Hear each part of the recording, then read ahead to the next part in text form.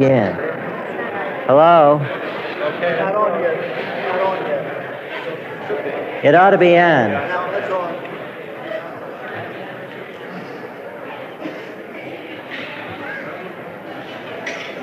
I'm not promising any diagrams here tonight.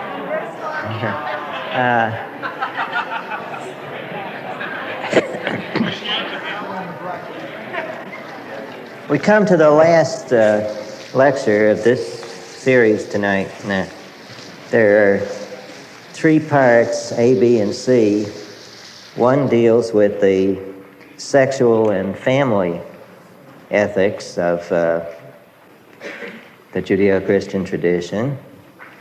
The second deals with the principal theses or major assertions of the Judeo-Christian ethic, not all of which are unique to the Judeo-Christian ethic.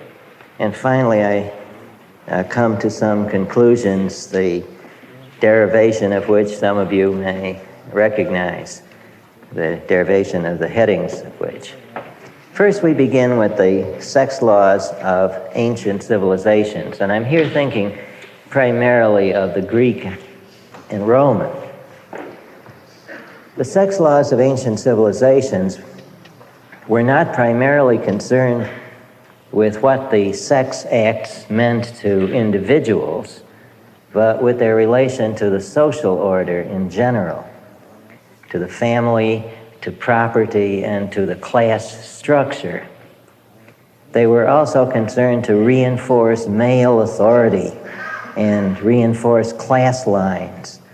Roman law punished the crossing of class lines in one's choice of sexual partners, either in or outside marriage.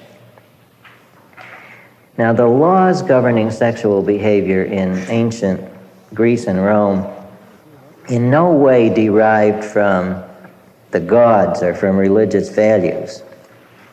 While the wrath of the gods might be called down on the heads of those who strayed from the social norms or who broke the laws, the attitude of the gods was pictured: do what your society tells you, not do as I do. Indeed, it has been well observed that if the Olympian gods had tried to pull some of their sexual escapades on the streets of downtown Athens or Rome, they would have been immediately arrested.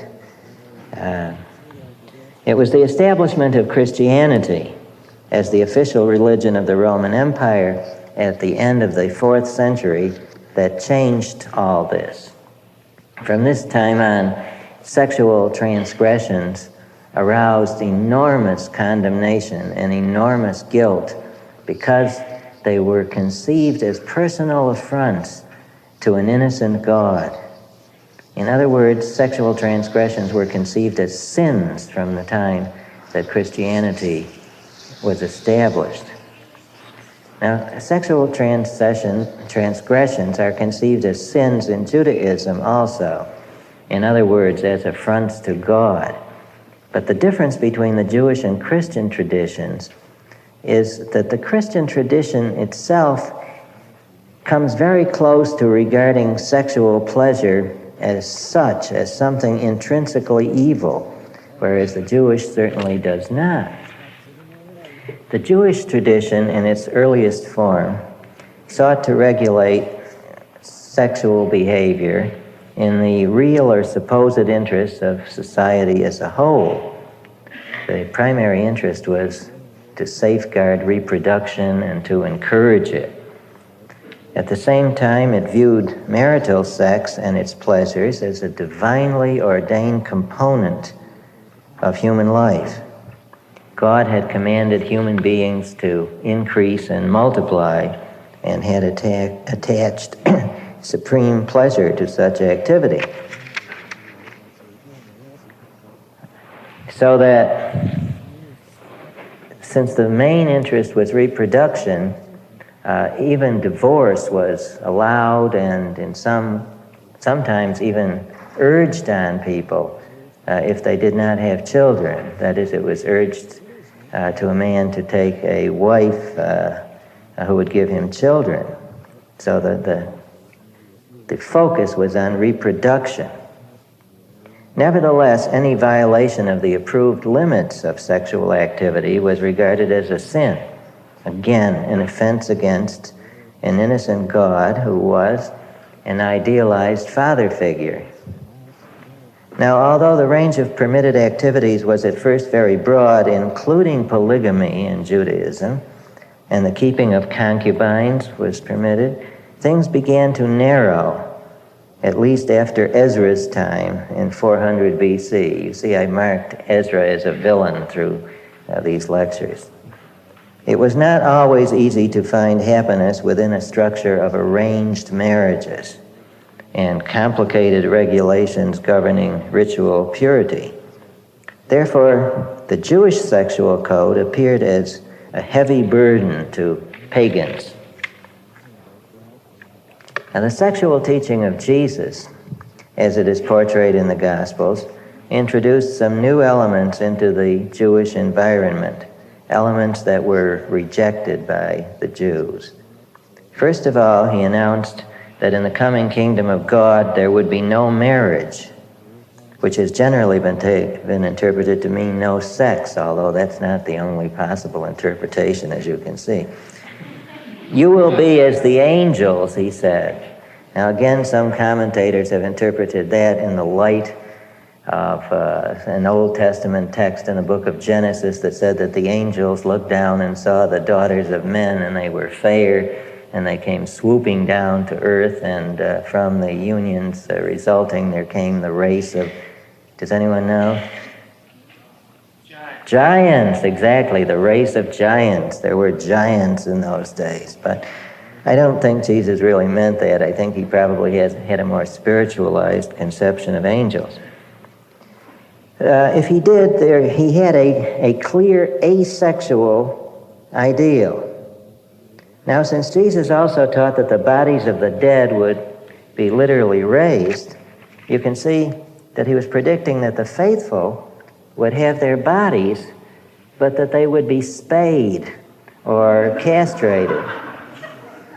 Indeed, he said, there are some who have already made themselves eunuchs for the kingdom of heaven. And we know in the history of the church that one of the great fathers of the church made himself a eunuch. Does anyone know who he was? Origen, O-R-I-G-E-N. So that what Jesus is predicting is not escape from the body as in Plato, but escape in the body from sex, a peculiarly Jewish form of the mind-body dichotomy. At the same time, Jesus preached a stricter attitude toward divorce. There should be no divorce allowed for any reason, he said. This is the correct gospel text of his rule on the matter. It's interpolation. If you read except for fornication or adultery or something like that. He likewise, as you know, tightened the teaching on adultery. Adultery, what is the actual meaning of adultery? Does anyone know? What does the verb mean to? To what? To water down, to water or introduce something new into a stream. It's to create a situation in which a father doesn't know whether his children are his own. That was one of the chief reasons for forbidding adultery. Jesus, of course, tightened the teaching on adultery. A man who even gives a woman a lustful glance is guilty of adultery with her in his heart, he said. He was thus proposing that the Jewish code, be interpreted as referring to even fleeting desires as well as actions. Certainly an inadequate basis for a law code. You could get arrested for your free associations. By the same logic, he was more ready to forgive the breaking of external prohibitions. He is pictured as having saved a woman from being stoned to death for adultery by challenging the man without sin to come forward and cast the first stone. And he was known for his association with prostitutes as well as others ostracized for their way of life by ordinary Jewish society. We have thus in the teaching of Jesus some elements of the later Christian ethic, the teaching that moral ideals should be very strict and suited to another world. The teaching also that morality is primarily a matter of intention. With these two elements in place, we can see the natural conclusion. All men are equally sinners, needing forgiveness and deserving forgiveness. Anyone who takes a different attitude is condemned as self-righteous, and it is sometimes suggested by Jesus' statements and actions that self-righteousness is really the one sin that cannot be forgiven. The path from here to the doctrine of original sin is now clear. Well, let's look at the contributions of St. Paul. His teaching on sex is governed by a number of factors, one of which is his kind of personal aversion to sex, or sexual anorexia, a kind of male equivalent of I have a headache.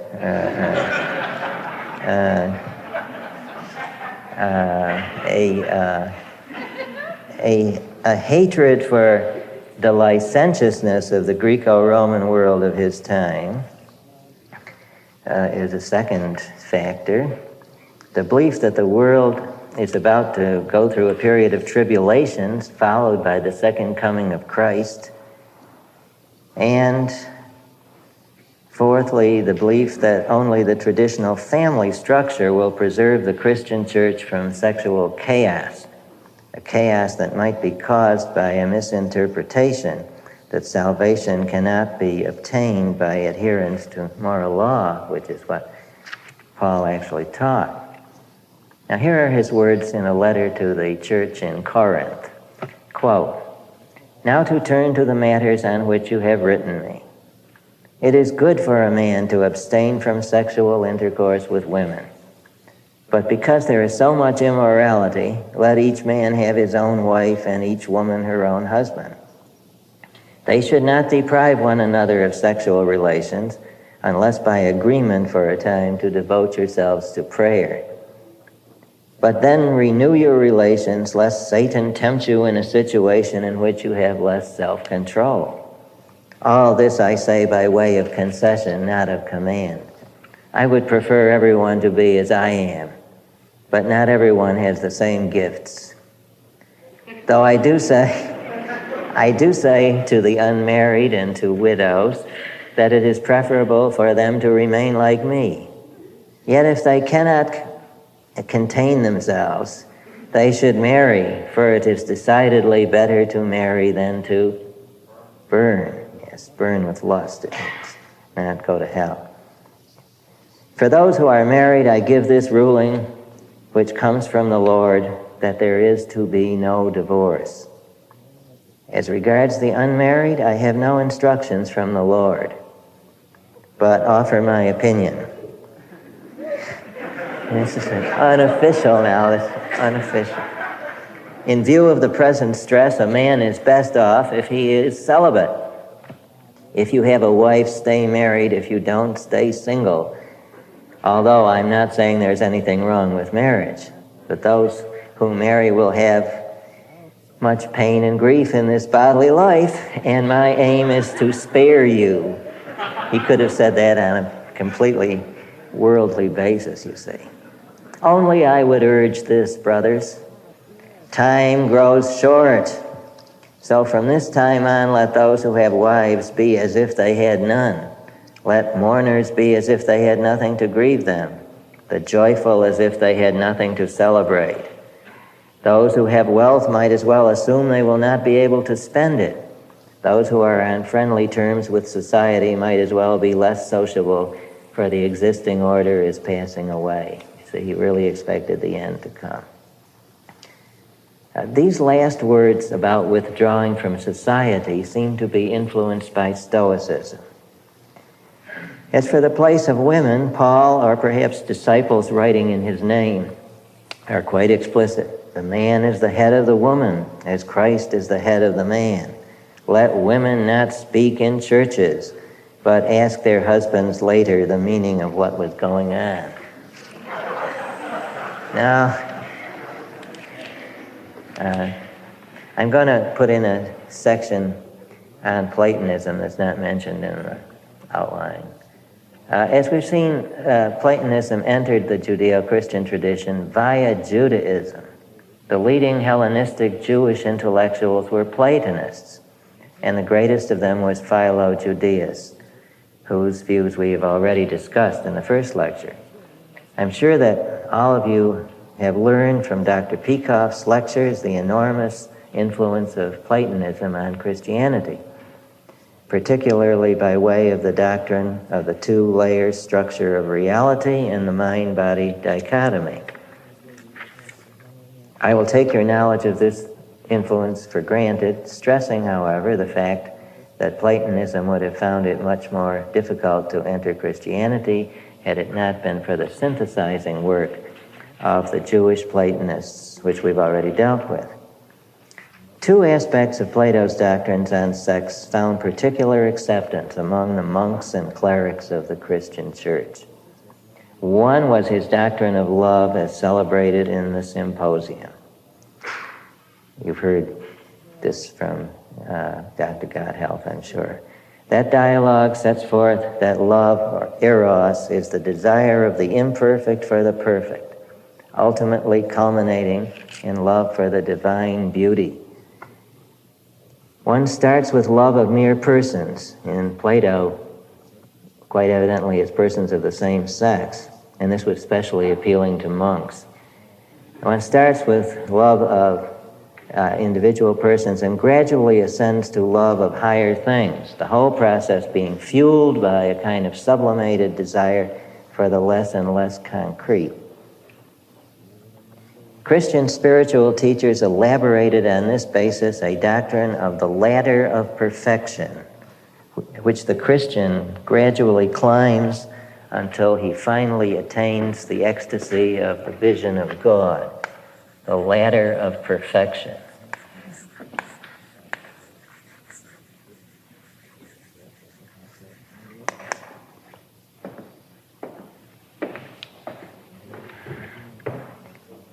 As in Dante's Divine Comedy, for instance, you see you have the beatific vision, the vision of God. Now, of course, Plato was a Puritan. This comes out in his late work, The Laws, where he rages against all sex which is not procreative, especially homosexual sex, which I think is probably a reaction formation. Now, these two apparently contradictory but really complementary aspects of Plato's views on sex were incorporated into Christianity through the early fathers of the church. Now, there was also some influence from Stoicism. The Stoics sought as their goal perfect tranquility or peace of mind. You know you can't have this with a lot of sex. In order to attain this tranquility, they taught, it is necessary to achieve a state of total indifference. You know, you can't have a lot of sex with that. Total indifference to everything that goes on in the world. This includes pain. The story is told of the Stoic philosopher Epictetus, who was a slave, that when his master was torturing him by tightening an iron boot around his leg, he said to his master, if you make it any tighter, you'll break it, sir. Crack. I told you, sir. We still call stoical the kind of person who can meditate on the mind-body dichotomy while having a root canal. Now, it is a psychological law that when you repress pain, you have to render yourself indifferent to pleasure as well. The Stoics sought to improve on this law. They urged the direct repression of pleasure before it could even get off the ground. Thus, they could avoid all commitment and all disappointment. Now, you can imagine what was the attitude of of even the moderate Stoics toward sex. It was an especially intense form of pleasure, they said, which is objectionable because it is so distracting. It causes a loss of control over both the mind and body, and is therefore not conducive to sobriety or dignity. The 2nd century Stoic Sextus Empiricus taught that it is wrong to lust even after one's own wife. The statement was taken over and elaborated by St. Jerome, whose revised version was referred to admiringly by a certain 20th century Catholic authority, whom I will quote in a few minutes. The Stoics, you see, were afraid of loss of control, which is the picture of the modern obsessional neurotic. You've heard Dr. Packer lecture on this point, I'm sure. Since sex, then, is so low in the scale of values, chastity must be equivalently high in the scale of virtues. And Sextus Empiricus advised self-castration for those who found it difficult to practice celibacy. So much for the application of Stoic principles to private life. Many Stoics were men who participated in politics out of a sense of public responsibility, including even the Roman Emperor Marcus Aurelius. You can imagine what their attitude would be, since marriage and the family are essential to the state as its instrument of procreating and rearing children. All sex has basic implications for the public order. None of it is simply private business. The state, therefore, has a legitimate interest in regulating it. You've heard that about other topics. Now, the early fathers of the church were ardent students of the Stoics, as ardent as they were of Plato. They incorporated the ideal of the Stoic sage or wise man into that of the Catholic ascetic.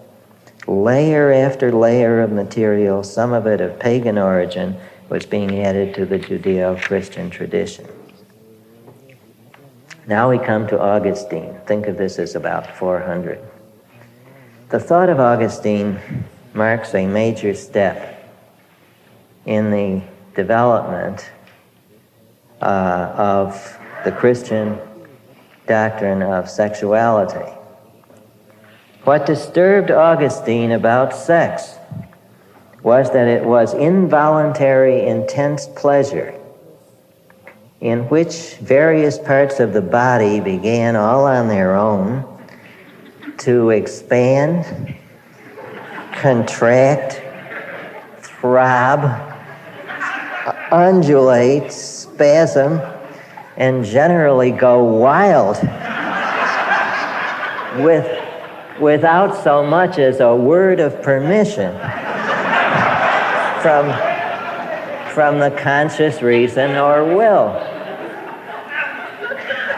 In other words, Augustine got right to the center of the matter and objected to the orgasm as such because it wasn't under the complete control of the conscious mind. If you don't believe this, I'm going to read you some excerpts. Now you realize he's speaking from a pious Christian point of view. However, the point of view of a man who has had much experience before he became a Christian.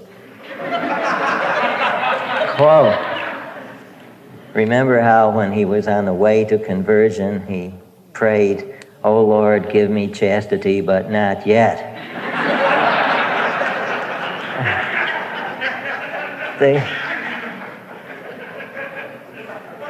The lust, quote, this is from the City of God, quote, "The lust that excites the indecent parts of the body disturbs the whole man.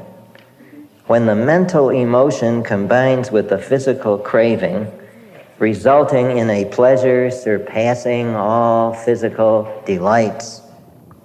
So intense is the pleasure that when it reaches its climax, there is an almost total extinction of mental alertness. The intellectual sentries are, as it were, overwhelmed." Sentries. Now, surely any friend of wisdom and holy joys who lives a married life Surely such a man would prefer, if possible, to beget children without lust of this kind. For then,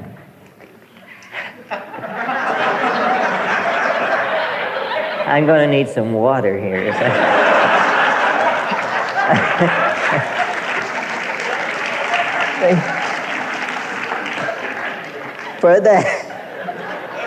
For then the parts created for this task would be the servants of his mind, like his hands and feet.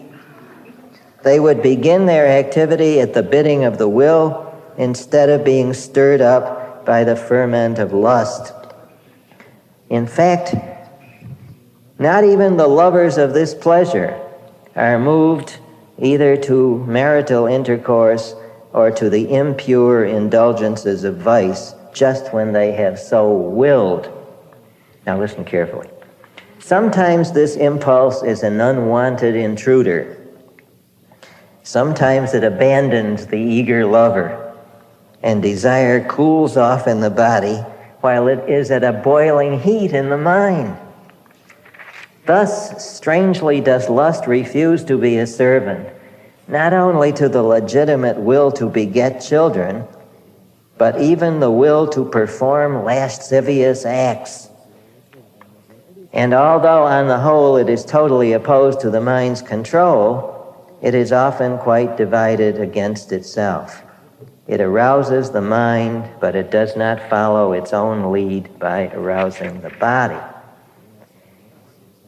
So, yeah, he probably had problems on the way.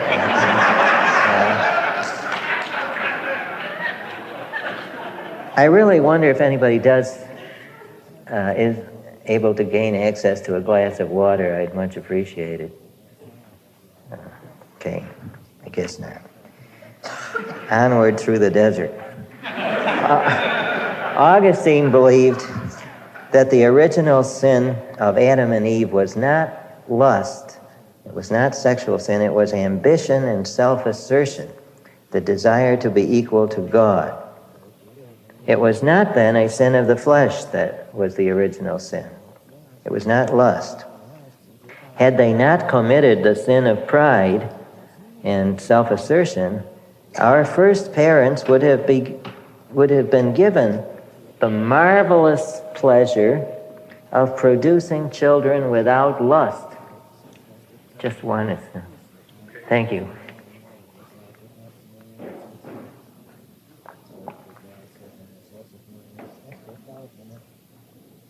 Quote, this again from the City of God. Then had there been no sin, the man would have sowed the seed, and the woman would have conceived the child when their organs had been aroused by the will at the appropriate time and in the necessary degree, and had not been excited by lust. And I bring it under the full control of the central nervous system, you see, is what in the modern terms he means. Unquote. Quote again, thus the instrument created for the task would have sown the seed on the field of generation, as the hand now sows seed on the earth. Unquote. These words became definitive for Catholic theology. The Catholic Church objects to sex without children. Some years ago, a leading British analytic philosopher named Elizabeth Anscombe wrote an article called Sex Without Children? ? She's a very, very strict Catholic and doesn't believe in birth control. And this article was actually, I think, printed in the philosophical journal Mind. Sex without children? The Catholic Church objects to sex without children. In the 20th century, it has generally presented a milder version of the doctrine by merely prohibiting artificial impediments to conception. In other words, it no longer objects to the so-called rhythm method, which has been called Vatican roulette, does it any longer object to sex after the menopause? Used to. The real meaning of this general attitude is, however, to be found in the words of Augustine. What the Catholic authorities wish they could have is not merely no sex without children, it is children without sex. That this ideal has not been abandoned even today by those in the highest position in the Church can be proved by these words of the present Pope John Paul II in his audience of the 8th of October 1980, in which he reiterated as his own belief a statement of St. Jerome to the effect that married men who felt desire for their own wives were guilty of adultery. By the end of the 10th century AD, the Church had incorporated in its official manuals for hearing confession, which are called the penitentials. The penitentials. These are manuals that priests use in order to determine whether a thing is a sin or not, and the degree of the sin. The Church had incorporated in these penitentials the Augustinian doctrines that only married persons should have sex and that they should do so primarily to conceive children. Pleasure was rejected as a legitimate purpose of sex. Conjugal love was not even mentioned. Love was not even mentioned. The sex act itself was prohibited on a very large number of days of the church year. Indeed, only about 5 days were left open per month. It was also prohibited during menstruation, pregnancy, and nursing. It has been calculated that the overall results of following these rules would have reduced sexual activity to 1/3 the frequency of modern industrial nations without having any appreciable effect on the frequency of conception. It is important to note that the penitentials were written by celibate monks who were simply applying certain philosophical doctrines. These doctrines were Plato's mind-body dichotomy, the Stoic doctrine of rigid self-control by suppressing sexual urges, and suppressing also such emotions as love, and finally the old Pythagorean doctrines of ritual impurity on certain days. So far as the influence of the monastic environment itself was concerned, it is not surprising that homosexuality was classified as the most serious sin. Thus we have the amazing phenomenon of a society in which the only specialists in sex were those who were committed to never practicing it, and many of whom had intense psychological disgust for it. Furthermore, these specialists were all males. These male sexual anorectics imposed for centuries upon the men and women of Europe a code that was the result of their own special philosophical premises, their own special living conditions, and their own peculiarities of psychology. Now, I'm going to give you a sexual flow chart of the times and occasions on which it was permissible to have sex. It goes something like this. Every time I say yes, it means go ahead. Feeling sexy? Yes. Are you married? Yes. Is this your wife? Yes. See, if at any time there's no, you get a signal stop sin on your computer. Is this your wife? Yes. Married more than 3 days? You see, you were supposed to wait 3 days. Married more than 3 days? Yes. Is wife menstruating? No. Is wife pregnant? No. Is wife nursing child? No. Is it Lent? 40 days. Is it Lent? Yes. No. Is it Advent? Quite a number of days. No. Is it Pentecost week? No. Is it Easter week? No. Is it a feast day? No. Is it a fast day? No.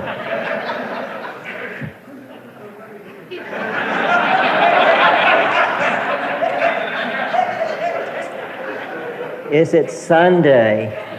No. You'll never guess what the next one. Is it Wednesday?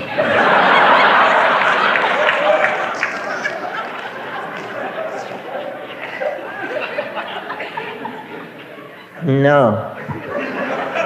Is it Friday? No. Is it Saturday? Saturday was devoted to devotion to the Blessed Virgin. No. I lost my way here. Is it daylight? No.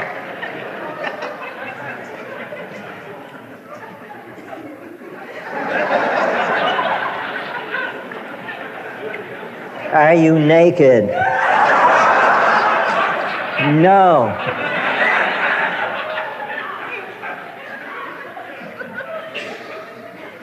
Are you in church?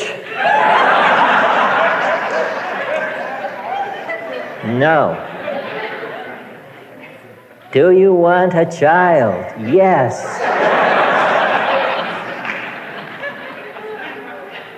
Go ahead, but be careful. No fondling.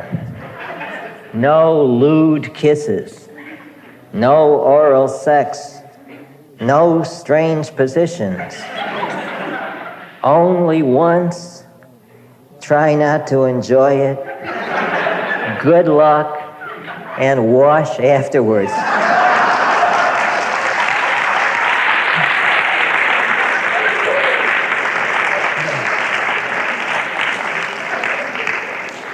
Now this flow chart I've taken from a large book called Law, Sex, and Christian Society in Medieval Europe. It's to be found on page 589. It's by Professor James A. Brundage. It's published by the University of Chicago Press in 1987.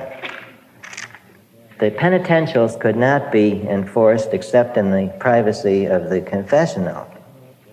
The only penalty available was the refusal of absolution to those who would not promise to give up the sin. But the majority of the clergy were relatively broad-minded and lax compared to the monks. The parish clergy were broad-minded. Hence, many of the rules of the penitentials remained unenforced, but I've given you this in order to show the ideal. Even as unenforced, they constituted a heavy burden of guilt on those who read them. But in the 12th century, the enforcement of Christian sexual morality went much more public. This was due to the occurrence at the same time of an intellectual revival and a great reform of the church in the direction of stricter observance. Canon law, that is, the public law of the church, was systematized in the 12th century and made into a juristic structure of great effectiveness. One major effect was on divorce. This came to be permitted only when the husband proved impotent, or it was shown that the marriage had violated one of the church's laws on blood relationships. These incest laws were extremely complex, and the tradition was passed on not only in the Catholic Church, but in the Anglican Church. I remember once in far northern Canada entering an Anglican church, and when I opened the door, I saw in front of me a sign saying, "Church of England in Canada. It is forbidden to marry one's mother, one's grandmother, one's wife's grandmother, one's daughter," and so forth and so on. I wondered about these Canadian Anglicans and their urges. A second change was the increasing enforcement of clerical celibacy, which resulted in the parish priests developing narrow mentalities of the same kind as the monks, because the priests often went on retreat in monasteries. In the middle of the 12th century, a textbook of canon law appeared. It's called Gratian's Decretum.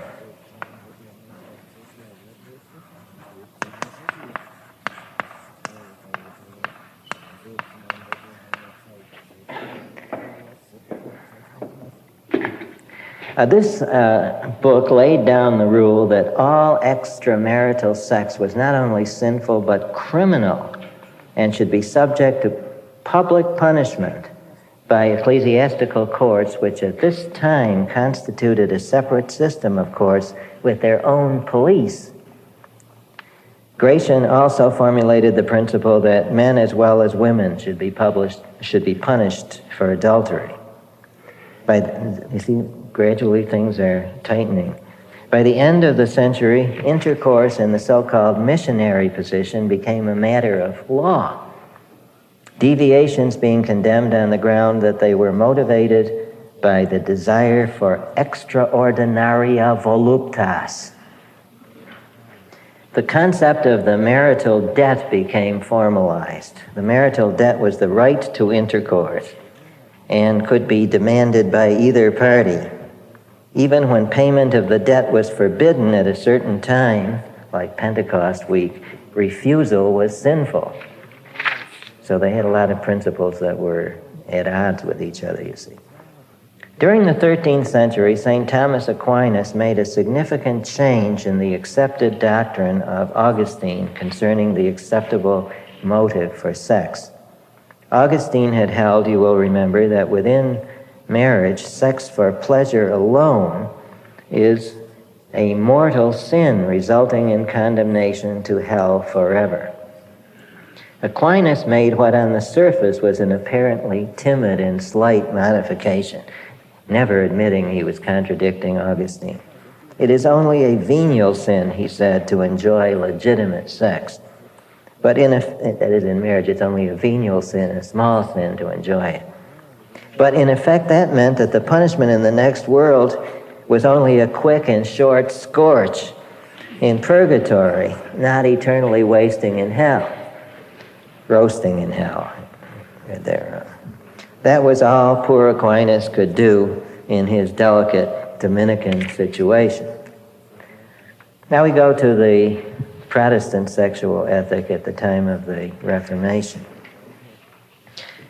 The Protestant Reformation of the 16th century was characterized by considerable change in the attitude towards sex. The most conspicuous changes were: 1, a more positive attitude toward marriage, an emphasis on personal affection in marriage and on sex as a proper expression of that affection, and on that proper expression as an end more important than the procreation of children.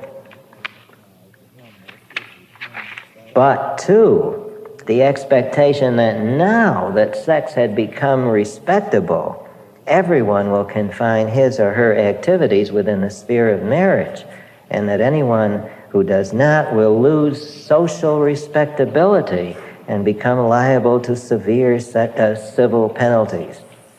In other words, the Protestant ethic, we talked about that in connection with economics last time, the Protestant ethic in the sexual sphere expected everyone to conform literally to its somewhat easier requirements, whereas the Catholic ideal was set on so strict a level that nobody could possibly follow it.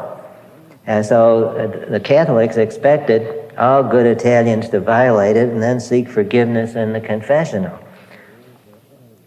Whereas in the Catholic world, the confessional was an institution of such one-to-one secrecy that not even the Pope could demand to know what had been told inside it.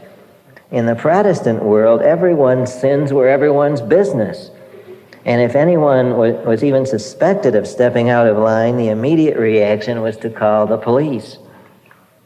Whereas in the Catholic world, the moral hero was the saint whom the ordinary person was hardly expected to emulate. In the Protestant world, the moral hero was the respectable man. And everybody was supposed to emulate him under the minimum penalty of malicious gossip or ostracism or maximum penalties that could be, well, quite maximum. Thus, the Protestant reformer John Calvin, as I mentioned before, had a child beheaded for striking its father. Calvin's whole attitude was so censorious toward people that he was called by his classmates when he was a student in the early grades of school. He was called the accusative case. Catholic sexual morality could be exceedingly lax in Judeo-Christian terms, as in Italy, or at its most extreme in Brazil, where there is a saint who specializes in finding lovers for old ladies. In one case, however, in Ireland, it was applied in the Protestant spirit, and the result was a form of Catholic Puritanism that is today truly horrendous, to impose some form of the Christian sexual ethic on the whole community. This has been fueled by an alliance between Anglo-Saxon Protestants and Irish American Catholics with their own brand of Puritanism. Now, the concept of sexuality, which has dominated the Christian tradition, consists of two parts. One, the reproductive model of the function of sexuality. Excuse me. The purpose of sex is the procreation and rearing of children. This view it shares with Judaism, and this is no surprise because they're both based on Old Testament revelation.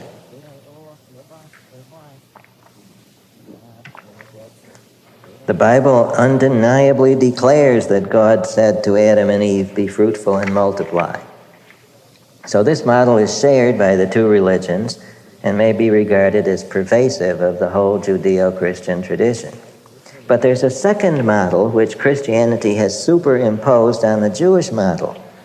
This is the doctrine of sexual pleasure as something evil, impure, or degrading. This is the opposite of the Jewish view, according to which the pleasure bestowed upon mankind for the procreation of children, the pleasure is bestowed on mankind for the procreation of children and the strengthening of the bond between husband and wife. The doctrine of sexual pleasure is as something evil surely is based on the mind-body dichotomy of Plato and the Stoic doctrine of self-control. The radical dualism of the Manichaeans likewise comes into it. The Manichaeans were a type of Persian dualists, and St. Augustine was a Manichaean for a while before he became a Christian. So it was partly the emphasis of the Manichaeans. Christianity was able to combine the reproductive model with the sex as evil model in the developed doctrine of original sin, of which Augustine was the chief proponent. Sex before the fall would have been perfectly fine, he said, but sex afterwards has been shameful in its nature. We must try to combine the two models, carry out God's command to be fruitful and multiply, and yet not enjoy it. Therefore, the tremendous ambivalence in Christianity, resulting in the conclusion that sex is a necessary evil. And any sexual activity not incorporated into the reproductive model is either utterly condemned or highly suspect. Therefore, the opposition to birth control. Therefore, the opposition to marriage after the age appropriate to procreation. Therefore, of course, opposition to any sex outside marriage. This last prohibition, no sex outside marriage, is shared by the Jewish tradition, which sees the proper place of sex as being within marriage, but the premises are somewhat different. Judaism seeks to confine sex within marriage in order to avoid wasted energies and divided loyalties, and also as a sign of reverence for God's gift. Christianity seeks to confine it within marriage because it regards reproduction as the only excuse for a bad thing. We now come to sin and guilt. I want to say a few words on this. Sin is conceived in the Judeo-Christian tradition as a special kind of wrongdoing. It's not just plain wrongdoing, it's a special kind of wrongdoing. It's a wrongdoing against parental figures such as God the Father, or in the case of Christianity, the Virgin Mary. And it involves the defiance of the one, God the Father, or the soiling of the honor of the other, the Blessed Virgin. This leads to a deep sense of the loss of love on the part of these figures toward the sinner, which when combined with fear amounts to religious guilt. We now go to hell. The Jews at the time of Jesus had a very undeveloped idea of rewards and punishments after death. Sometimes they spoke of all the spirits of the dead as wandering in a place called Sheol, a place like the Greek Hades.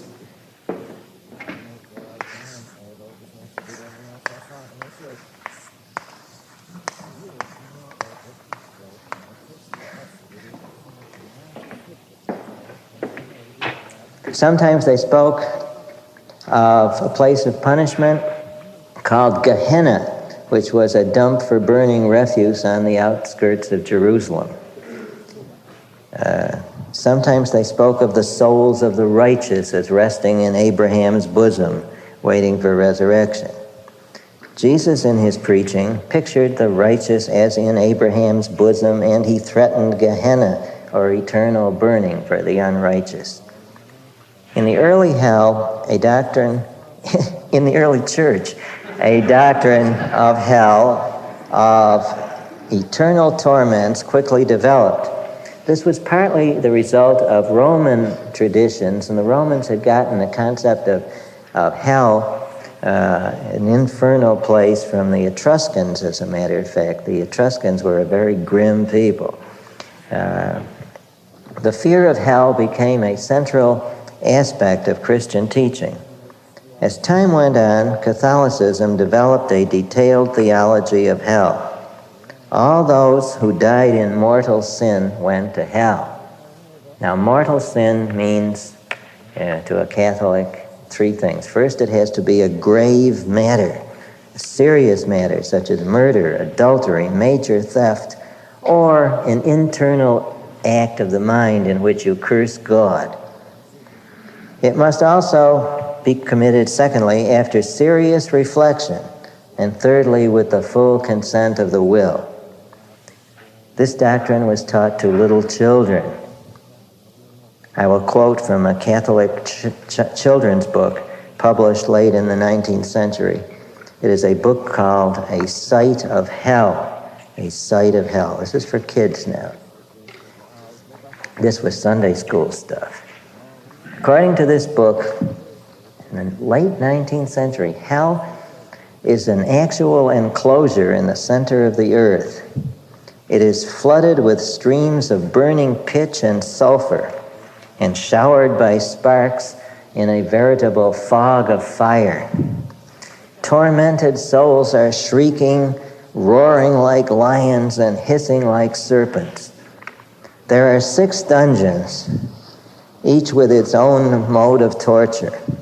There's a burning press, a deep pit, a boiling kettle, a red-hot floor, a red-hot oven, and a red-hot coffin. The author reminds us that according to Catholic doctrine, a child is capable of committing mortal sin and therefore meriting hell. Does anyone know from what age? 7, that's right. That's called the age of reason, the age of moral responsibility. So he reminds us that a child is capable of committing mortal sin and therefore of meriting hell from the age of 7, the age at which moral responsibility begins and the age at which children must start going to confession. Now he asks his child readers to picture a little child, 8 years old, who has committed a mortal sin and who has died before getting to confession. I quote, The little child is in the red-hot oven. Hear how it screams to come out. See how it turns and twists itself about in the fire. It beats its head against the roof of the oven. It stamps its little feet on the floor. God was very good to this little child. Very likely God saw that it would become a worse sinner and never repent. And so it would have to be punished more severely in hell. So God in his mercy called it out of the world in early childhood. Unquote. The name of the author of this book is the Reverend Joseph Furniss. Furniss, a priest of the Congregation of the Most Holy Redeemer, a Redemptorist father. With regard to hell, the Christian often thinks in terms of Pascal's wager. Blaise Pascal was a great mathematician of the 17th century, the author of the modern theory of games, an anticipator of the computer, and gradually one of the great minds of his age and of all ages. He was also a fervent Catholic attached to the Jansenists, an extremely reactionary party in the church. The Jesuits he regarded as mealy-mouthed softliners in the church. Liberals. Pascal's approach to religion was one of the weirdest applications of rationalism to religion ever known. It is called Pascal's wager, and it goes like this. Let me see now. The basic option before me is to believe what the Catholic Church teaches or not to believe. If I believe what the Church teaches and live like a good Catholic, then if the Church is right, I will gain an infinite reward, eternal happiness. But I will also have to renounce a finite amount of earthly goodies of the kind forbidden by the Church. If the Church is wrong, then I will never know the difference and will merely have missed a finite amount of pleasure on earth. Let me see now, if I disbelieve what the Church teaches, then if the Church is right, I will have lost the infinite reward and earned Father Furniss's oven. And I will merely have gained a finite amount of pleasure on earth. And if the Church is wrong, I will again have made only a finite gain. Now, I don't know whether the Church is right or wrong, so I must wager. In wagering, Pascal used what later came to be known as the minimax principle. The minimax principle in games.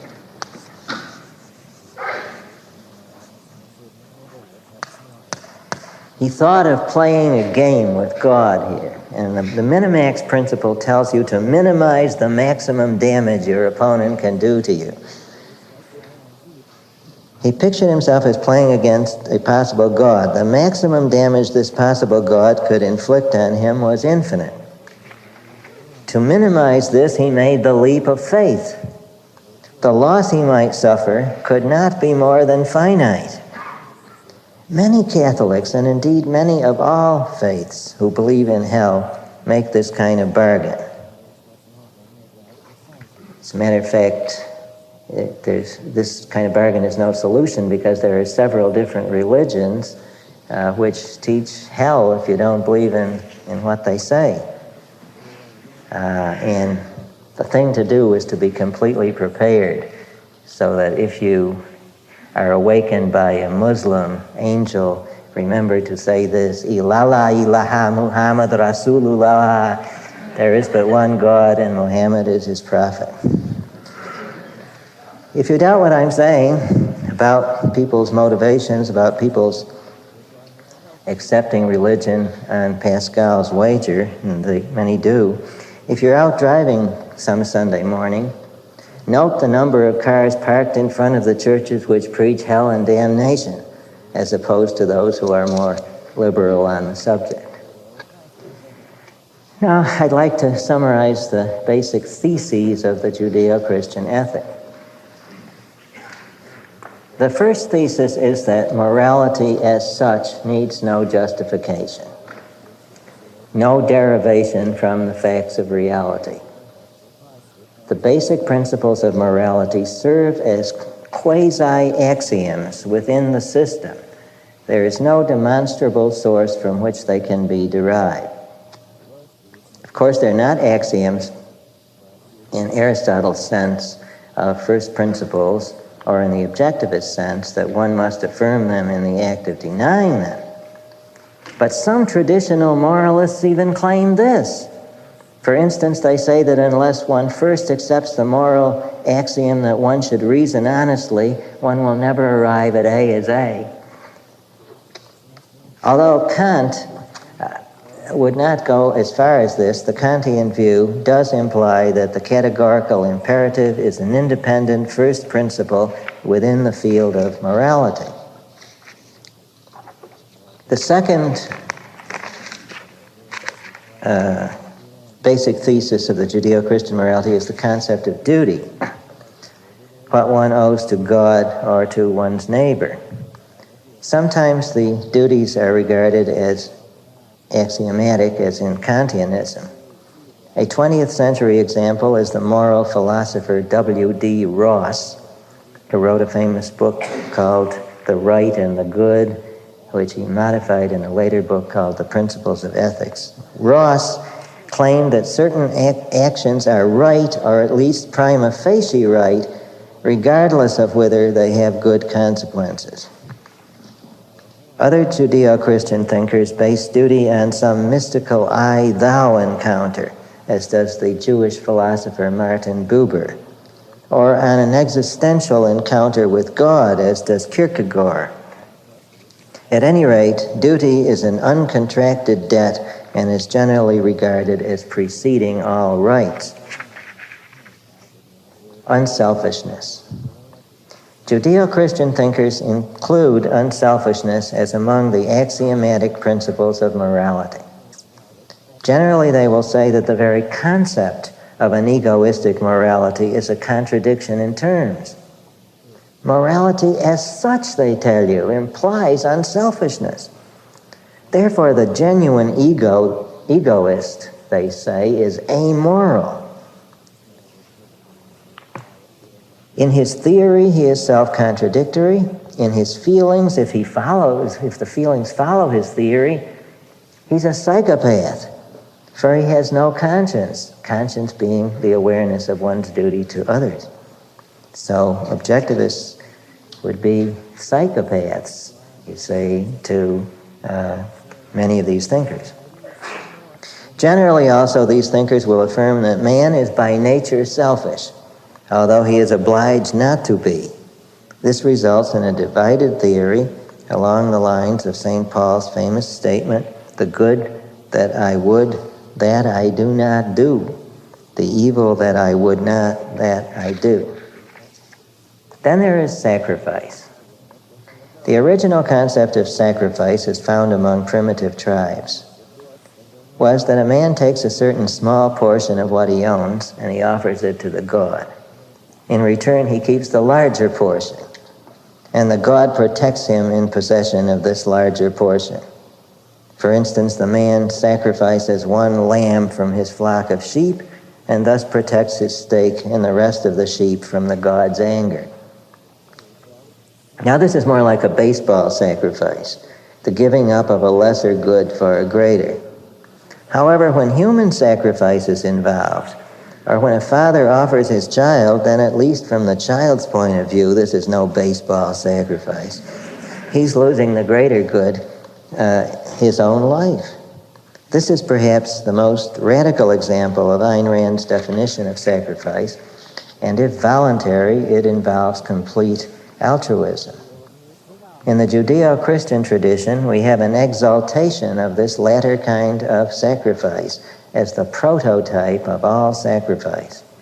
In order to do God's will, that which is most precious in value is to be given up, as when Abraham prepared to sacrifice Isaac, or when the whole nation of Israel is compared to the lamb which is led to the slaughter, as in 2nd Isaiah, or when Jesus is conceived of offering his life for the sins of the world. Christianity is primarily a sacrificial religion with its supreme symbol of the cross.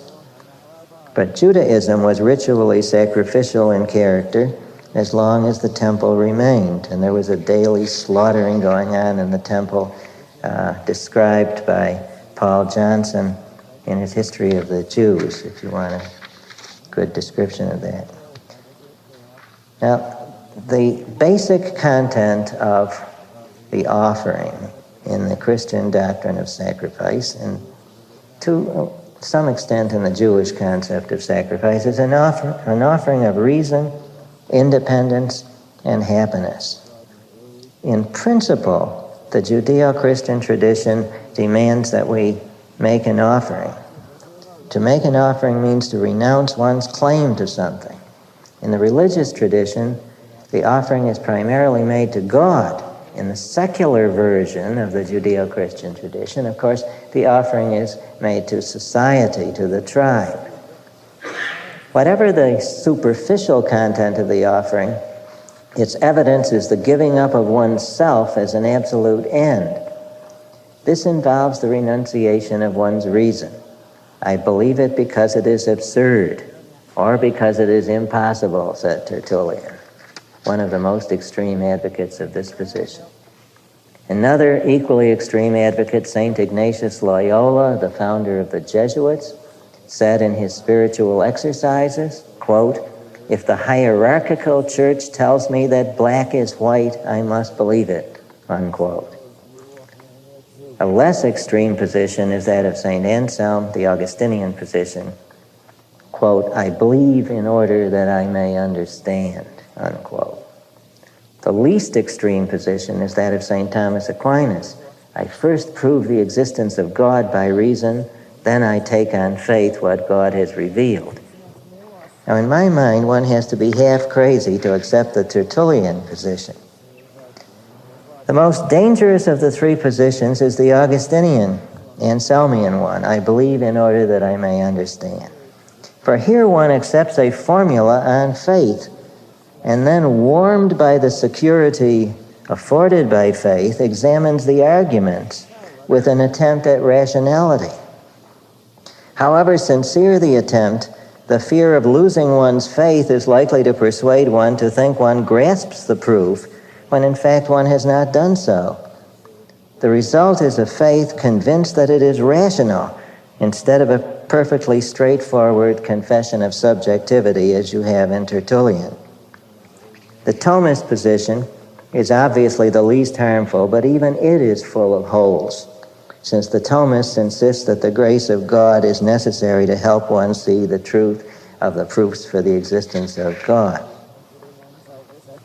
The Judeo-Christian tradition, like all tribal traditions, insists on the surrender of personal independence in every area of life. Full adherence to the synagogue or church requires one to be ready to accept not only old rules, but a new interpretation that is fully supported by a consensus of rabbis, general councils, or popes. Such rules govern all aspects of life, such as friendship, relations with one's parents, marriage, sex, the books one reads, the arts, commercial relations. I need only mention abortion, birth control, circumcision. A Jewish woman is regarded as unclean at certain times, twice as long after the birth of a female child as after the birth of a male child. A Greek Orthodox mother may not attend her child's baptism because she is regarded as ritually unclean. A Greek Orthodox priest may not celebrate Mass on the morning after he has had intercourse with his wife. I merely mention behavioral rules that spring to my mind. I'm sure there are worse examples yet. As for happiness, it is obvious that happiness as an end must be sacrificed.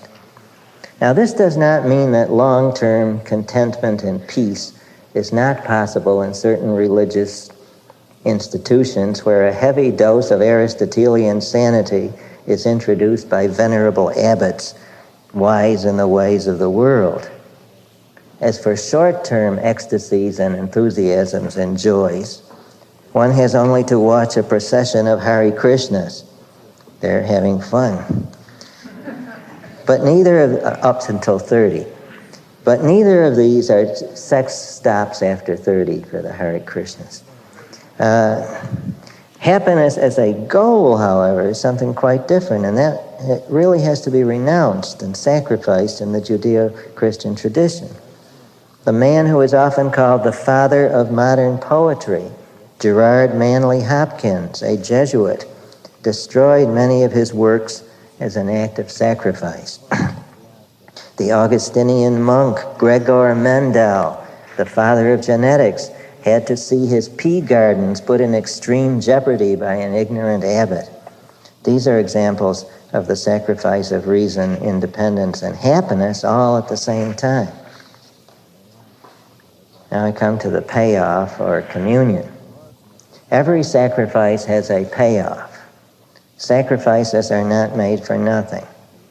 In the Judeo-Christian tradition, the sacrifice of reason, independence, and happiness is answered with a warm welcome to a life of security in the bosom of the tribe. This payoff is promised. It is a basic belief that it is there to be found. It is a basic thesis.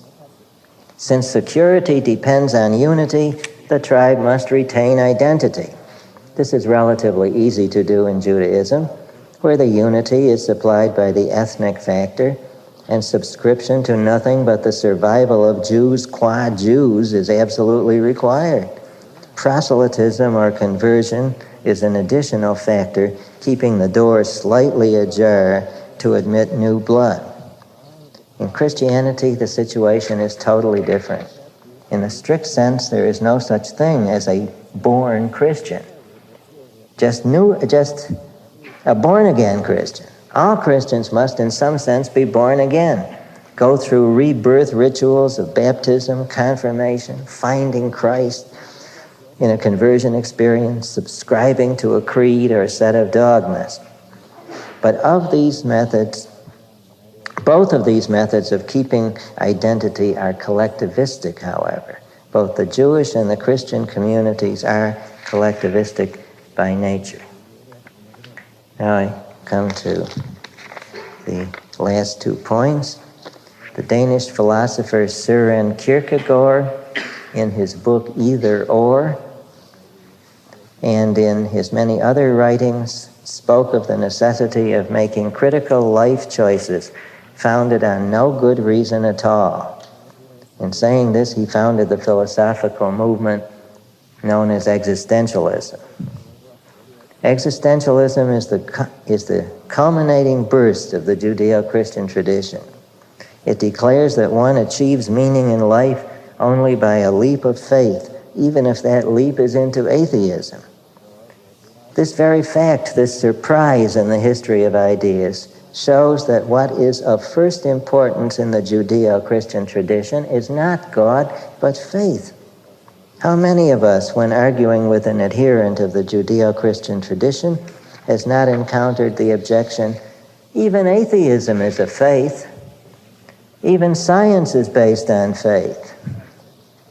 The either-or of existentialism offers either the faith which welcomes to the warmth of the tribe, or the faith in the worship of one's personal arbitrariness and subjectivity. To this, the rational person must answer, neither nor. Concluding philosophical postscript. Kierkegaard wrote a book called Concluding Unscientific Postscript. Is the Judeo-Christian tradition on the way out? That seems to be the general tendency of things, but don't count on it. It is experiencing many revivals in its religious form, both here and in the Middle East. In its secular form, it's still extremely powerful. According to a periodical put out by the secular humanists, as they call themselves, called Free Inquiry, a certain presidential candidate was reported as having said in an informal remark at a whistle stop that atheists are not full citizens of the United States. Who do you think this was? Oh, you're right. This was George Bush. George Bush. Atheists are not full citizens of the United States. This was reported without any later follow-up by the press. When this can happen, the tradition is still strong. Even the disappearance of this kind of religion, the Judeo-Christian, would not mark the end of religion. There are worse kinds. Certain Oriental traditions now being actively transplanted to the West. Ayn Rand has said that religion is a primitive form of philosophy. Suppose all religion were supplanted by philosophy. But what philosophy?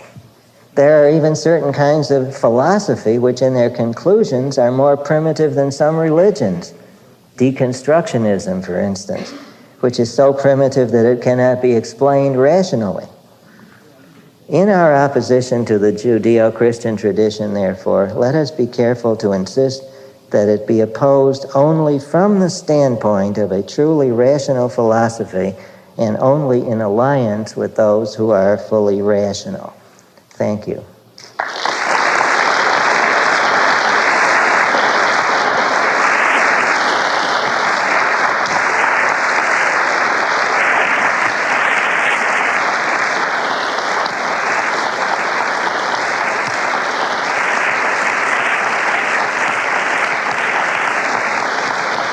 Thank you very much.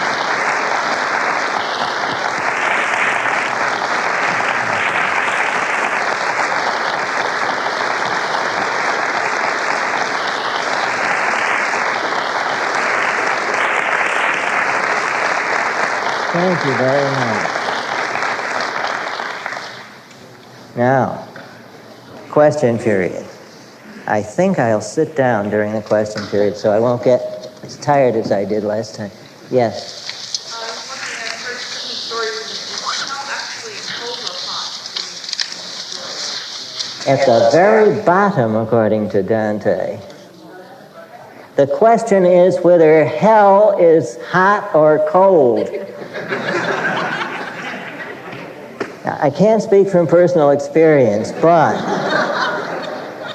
certain parts, according to Dante, are supposed to be unbearably hot, and there's one part, the very, very bottom, which is supposed to be unbearably cold. But that's only Dante speaking. Remember Adlai Stevenson said something about when hell freezes over. He was thinking of hell as being very hot. The gentleman, I assume it's the gentleman way in the back. How long before the tapes of these sessions are available?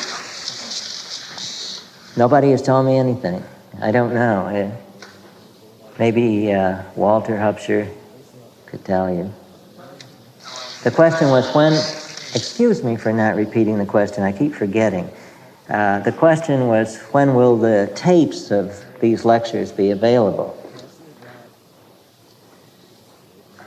Yes. When did George Bush say that atheists are not full citizens of the United States? I cannot document that except to testify that I really saw it in a news bulletin in that magazine. That's Before or after he became the president? before he became president. Oh, okay. Okay.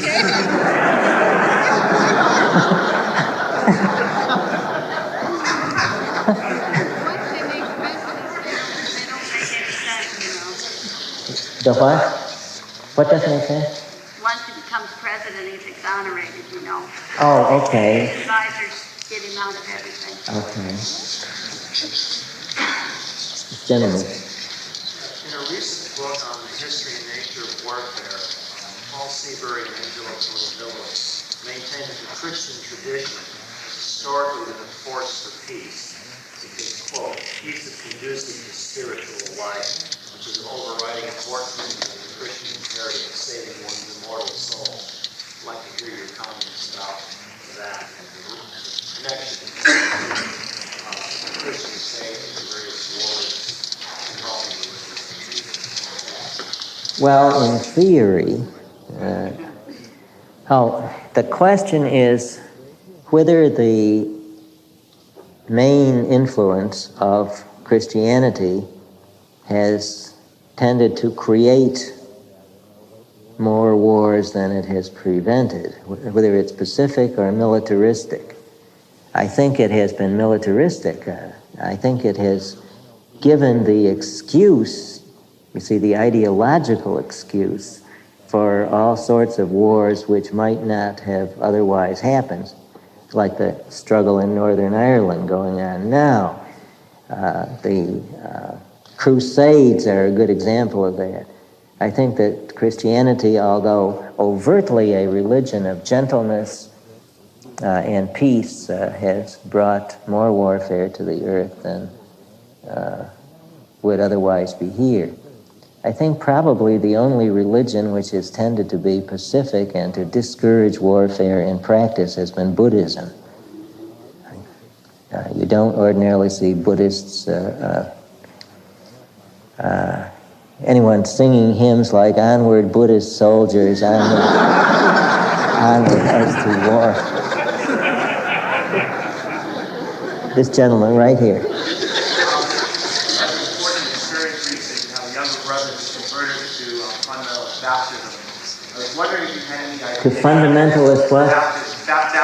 Baptist, yeah. Baptist. I was wondering if you had any recommendations for either how to combat it or how to protect himself from, not whether or not I don't want to be converted, but just from the barrage of, quote, witnessing. What seems to work to turn them off? This is your younger brother?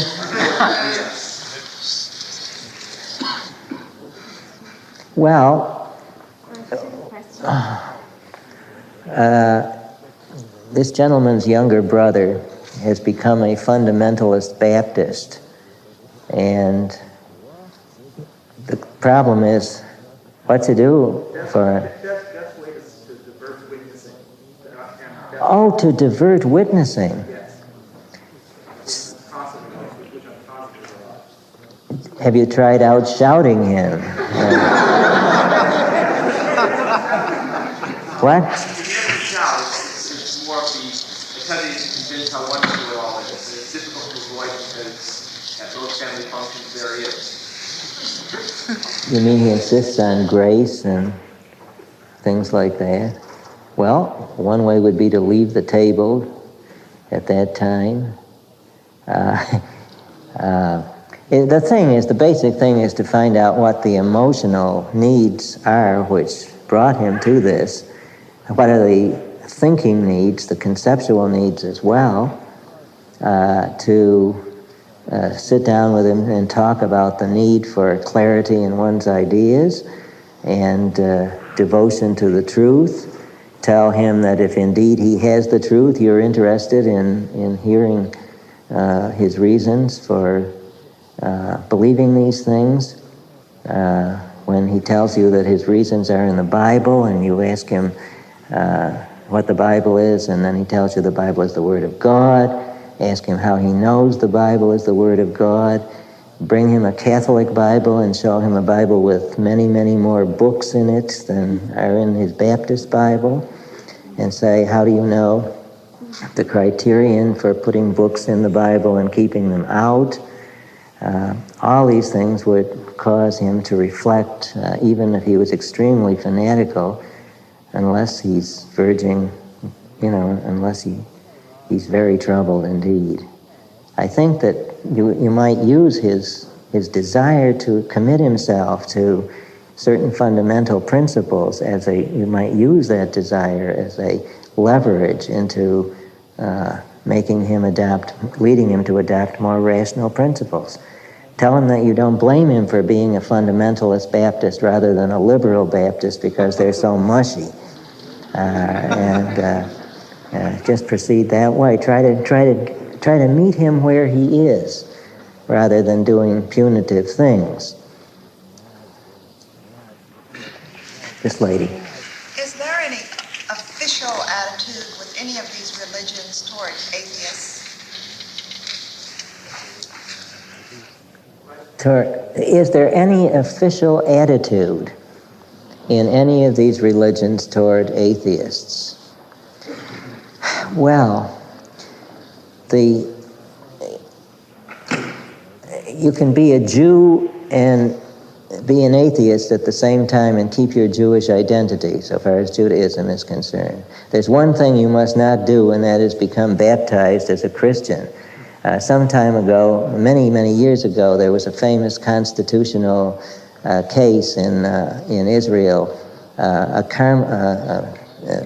man was somehow converted from Judaism to Christianity, and he became a Carmelite monk, and he applied for admission under the law of return, and he was refused because he had rejected Judaism by embracing Christianity. And so he pointed out, how come all these atheists are being let in under the law of return? I worship your God. What's going on here? And he was told, the Supreme Court, how did they finally decide the matter? I think it was against him by one vote, and he was not allowed under the law of return to Israel. And one of the justices giving an opinion on the majority side said that although it was quite true, he was in greater religious unity with Jews, nevertheless, a Jew who becomes a Christian is more likely to marry a Gentile, you say, and thereby dilute the unity of Judaism. Just how he expected this Carmelite monk to marry a Gentile, I don't know.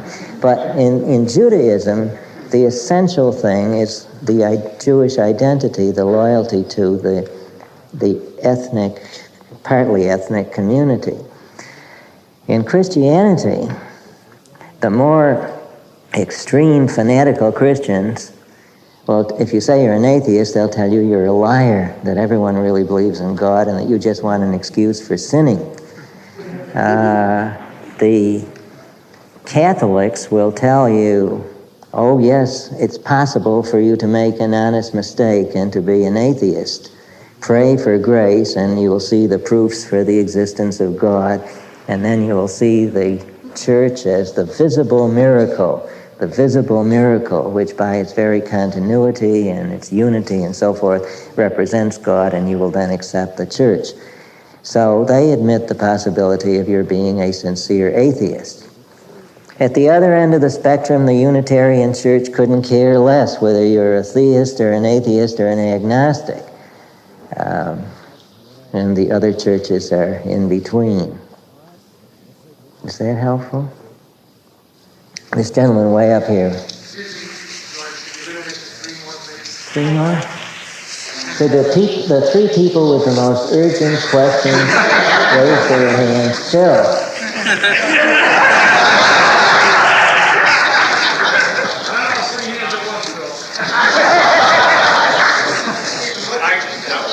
What I'm wondering is, what do you view as the greatest threat to the world? Would you say it's the Judeo-Christian tradition, which is a form of criticism, perhaps?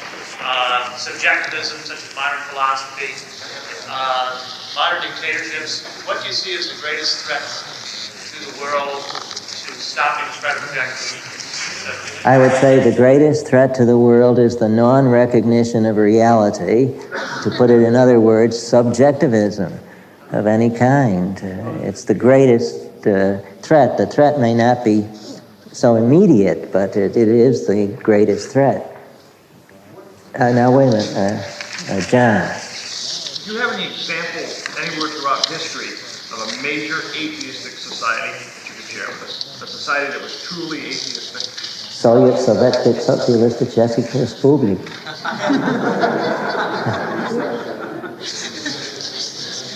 The Soviet Union. No, the Soviet Union, I thought you would say that, has this, officially is atheistic, but the people are not atheists. Oh, I see.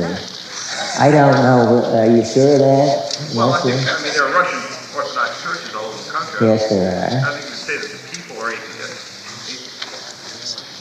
I really think that there has been no major society in which the overwhelming majority of people have been atheists. I don't know whether I can say 51% or something like that. But